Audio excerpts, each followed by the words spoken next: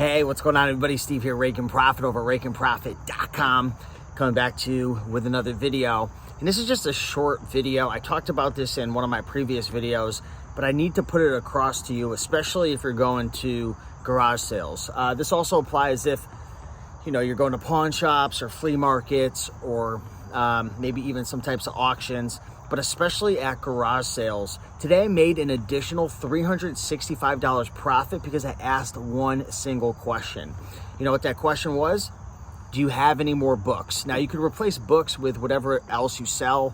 That could be, you know, board games, that could be video games, that could be, you know, vintage collectible items, old electronics. But I asked one question. I was at this garage sale and you know, I was having a great conversation with this woman. She's actually a lawyer. She's getting ready to move. And she had a bunch of really unique, neat, just different, you know, titles of books. You don't come across a lot of people who have like a wide variety of different titles. And as I was scanning these books, it was $8 profit, $27 profit. One of them was $45 profit. And I was like, bada bing, bada boom. I was like, this is going to be very profitable. The issue was she only had like 20 books out.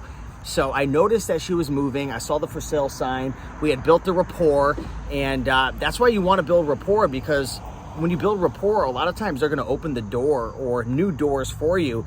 And in this instance, you know, she opened the door to her house for me to come in, and she says, "I got a whole bunch of books. You know, I don't know what to do with them. I hate selling all this stuff. People aren't buying these things at the garage sale," which is a great reason to sell books and go to garage sales, because people just ignore them. Sometimes I'll go to a garage sale at 2 in the afternoon when all the good stuff's picked, and I'll find $50, $80, $100 profit books. Not all the time, but sometimes, because people just aren't looking for them.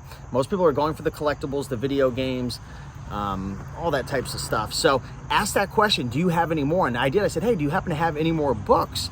And she said, yeah, I got all these books. If you want to come inside, feel free to check them out. And I went in there and I ended up scoring another 40 books. And in total, it came to about $365 profit. I just left Mama Profit's house and I scanned a bunch of them and I added up the profits and stuff. About $365 profit. And I think I made probably close to like $70 profit outside the house. So I probably made close to, you know, $300 in additional profit by asking that question. And sometimes people will bring it up and they'll say, hey, I have more items, da da da da da. Do you want to check out, you know, in my basement, or I could bring more stuff out? But by asking that question, do you happen to have any more? She welcomed me in her house. We had built that rapport. I scanned them. I was in there for about 45 minutes. Fortunately, I didn't have my Natamu scanner with me, so it took a lot longer. I should have had that with me. But I wasn't even planning on finding books today. So yeah, with that being said, guys, go out there, ask that question. You don't know how much money it can make you. Be sure to smash that like button, comment, subscribe, and I'm pumped up. I'm excited. I got another YouTube subscriber coming to my house on Tuesday. I'm gonna teach him how to build a book business. I just had my buddy Paul come out, and I shot a bunch of videos, so those are coming soon, but I'll talk to you soon. Peace.